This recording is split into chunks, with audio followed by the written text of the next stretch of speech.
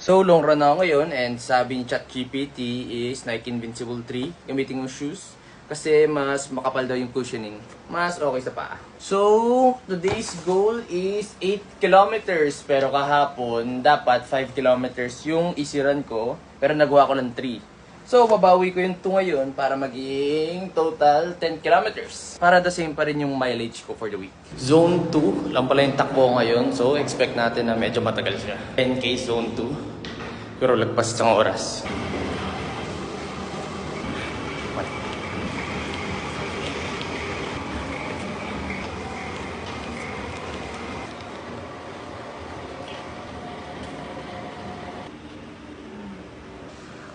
Good run. Ngayon lang ako nakapag 10K ulit after 2 to 3 weeks. And ngayon, mas focus lang talaga ako sa zone 2, sa heart rate ko, instead sa pace. Dati kasi puro pace ako, tinitingnan ko, pabilis na pabilis. Pero ngayon, doon na lang talaga sa heart rate. Tinatry ko i-balance doon sa threshold ng zone 2. Minsan, pumapatak na ng zone 3, pag ganun, binababaan ko lang yung speed para sagad pa rin dun sa zone 2. Pasok pa rin sa easy run. Hanggang ngayon, di pa rin ako nakapag-interval. So, tingnan natin this week, this Saturday, kung maka-intervals tayo sa sports center. Sana na-workout na rin kayo. Have a beautiful day and God bless.